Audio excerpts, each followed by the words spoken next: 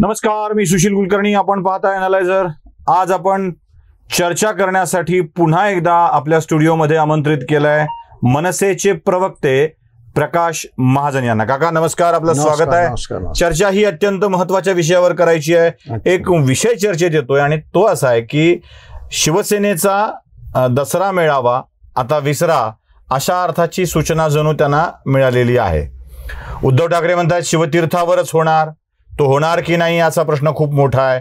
शिवसेनेला अधिकार आहे की नाही असाही प्रश्न पडलाय. या दरम्यानच्या काळामध्ये चर्चा अशी येते की महाराष्ट्र नवनिर्माण सेनेनं हा मेळावा घ्यावा, दसरा मेळावा घ्यावा. राज ठाकरेंनी हा दसरा मेळावा घ्यावा. तुम्हीही मला वाटतं अशा स्वरूपाची मागणी, आपलं विचार बोलून दाखवलेले आहेत. काय आहे तुमच्या मनातली कन्सेप्ट ही दसरा मेळावा घ्यावा? कारण असं आहे की दसरा मेळावा, दसरा हा सण एक हिंदूंचा सण म्हणून त्याकडं पाहिलं जातं. तो हिंदूचा एक महत्त्वाच्या सणापैकी एक सण आहे. बरीच वर्ष दसरा मेळावा हे स्वर्गीय बाळासाहेब हयात असताना शिवाजी पार्क म्हणजे शिवतीर्थाहून घेतला जायचा. तिथून बाळासाहेब आपले हिंदुत्वाविषयीचे विचार हे लोकांना सांगायचे आणि ते विचाराचं सोनं घेऊन लोक आपापल्या घरी जायचे. मला वाटतं 2012 नंतर ही परंपरा थोडी खंडित झाली. आता आमचं म्हणणं असं आहे की शिवसेनेचा आणि हिंदुत्वाचा आता काही तसा संबंध राहिला नाही. त्याच्यामुळं त्यांनी दसऱ्याचा मेळावा घ्यावा असा आता तो अधिकार त्यांना पोहोचत नाही. कारण त्यांनी मध्ये सत्तेसाठी अशा लोकांशी युती केली जो हिंदू धर्मच मानत नाहीत किंवा हिंदू धर्माच्या विरुद्ध त्यांची आजपर्यंतची सगळी वाटचाल राहिलेली आहे. आणि हा विचार आहे, जसं राजसाहेबांनी सांगितलं की वारसा विचारांचा असला पाहिजे, वास्तूंचा नाही. म्हणून हा विचार कोण पुढे घेऊन जाऊ शकतं? तर माझ्या मते सध्याच्या परिस्थितीत बाळासाहेबांचा हिंदुत्वाचा विचार पुढे घेऊन जाण्याची क्षमता, योग्यता ही फक्त आणि फक्त राज ठाकरेमध्ये आहे. त्यांनी हिंदुत्व सोडले, ठीक आहे, तुमच्याकडे हिंदुत्व आहे असं सांगण्यासाठी काय आहे?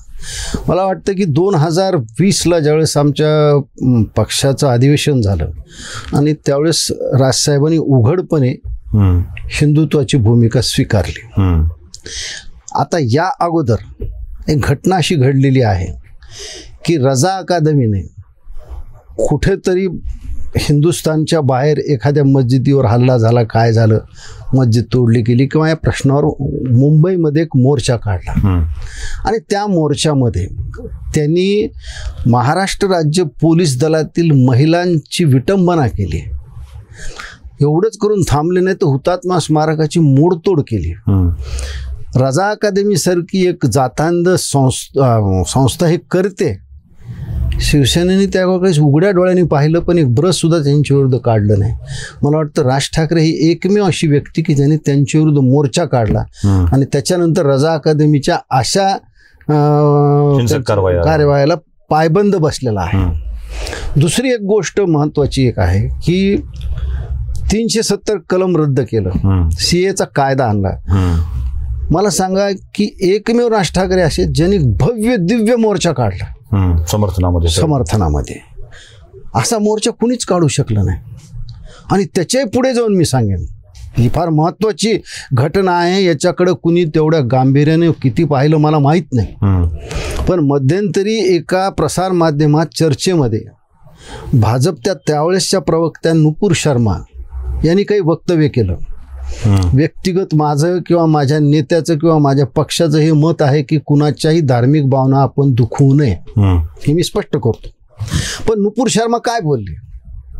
नुपूर शर्मा तेच बोलली जे आजपर्यंत आपण इस्लामच्या धर्माचा प्रचार करणारे लोक सांगत आले. जाकीर नाईक काय सांगत आले किंवा विविध पुस्तकातून काय आलेलं आहे किंवा बादशाह अकबराचं काय मत आहे या गोष्टीविषयी जे वाचलं तेच ती बोलली सुद्धा नव्हती. पण मला आठवतं की तस्लीम रहमानी नावाचे ग्रस्त त्या चर्चेत होते आणि ते सारखं तिला उस्कवत होते. शिवलिंगाविषयी एक अभद्र टिप्पणी करत होते. तस्लीम रहमानी हा माणूस अत्यंत जातांद्य माणूस आहे. माझ्या सोबत एकदा चर्चेत असताना मी त्यांना विचारलं की ही जी तुम्ही अजान देतात त्या अजानचा अर्थ काय, तर त्यांनी सांगितलं नाही अर्थ तो. त्यांनी मला प्रतिप्रश्न केला की आपको अजान के कंटेंट से मतलब है कि आवाज़ से मतलब है? म्हणजे हा माणसाने बोलल्यावर त्या नुपूर शर्माने ते वक्तव्य केलं, जे वक्तव्य आजपर्यंत इस्लामचे प्रचारक करत आले, ते आम्ही नवीन काही नाही त्याला सांगितलं. समर्थन राज ठाकरेंनीच केलेलं आहे. मला सांगा की भाजपनं तर तिच्यापासून एक अंतर ठेवलं, पण एकमेव राज ठाकरे असे की त्यांनी जाहीर नुपूर शर्माचं समर्थन केलं. यापेक्षा हिंदुत्वाचा आम्ही कुठला पुरावा द्यायचा? शिवसेनेनं समर्थन केलं नुपूर शर्माचं नाही. रोज काँग्रेस आणि राष्ट्रवादी संभाजी ब्रिगेड सोबत आता गेली आहे, म्हणजे त्याही मुद्द्यावर पुन्हा येतच आहे अजून. म्हणजे जसं आपण हा विषय बघितला होता, संभाजी ब्रिगेडनी पुरंदर यांना केलेला विरोध, संभाजी ब्रिगेडनी रामदासांना केलेला विरोध, संभाजी ब्रिगेडनी सावरकरांना केलेला विरोध. या सगळ्या प्रकाराकडे बघितल्यावर जी शिवसेना या सगळ्यांचं समर्थन करत होती त्याला परत एकदा छेद दिलेला आहे उद्धव ठाकरेंनी. म्हणजे मला सांगा की या सर्व भूमिका स्वर्गीय बाळासाहेबांनी फार कणखरपणे महाराष्ट्रासमोर मांडल्यात. रिडल्स ऑफ हिंदुइझमच्या विरुद्ध मोर्चा काढणारे बाळासाहेब होते, हे उद्धवजी विसरले का? सावरकरांचं समर्थन करणारे बाळासाहेब होते, हे उद्धवजी विसरले का? आणि जसं आत्तापर्यंतचं उद्धवजीचं वर्तन पाहता या सगळ्या गोष्टी ते विसरलेत. मला सांगा की ते बाळासाहेबाचा वारसा सुद्धा पुढे चालू शकले नाहीत. तो बाळासाहेबाचा दसरा मेळावा ते भाषण बाळासाहेबाचा वारसा म्हणून कसे करू शकतात? म्हणजे वैचारिक वारसा, मी काही त्यांच्या काय म्हणत प्रॉपर्टीचं काही संबंध. मग मला सांगा की रोज सावरकरांचं वस्त्रहरण करणाऱ्या काँग्रेससोबत सत्ता स्थापन करू शकतात, रोज शिव्या देणाऱ्या हिंदूंच्या संतांना संभाजी ब्रिगेडवर जाऊ शकतात. वंचिताच्या त्या सुषमा अंधारे आल्या, त्या काय बोलल्या होत्या? मग मला सांगा की तुम्ही कोणाचा वारसा चालवता? तुम्हाला काय हक्क आहे?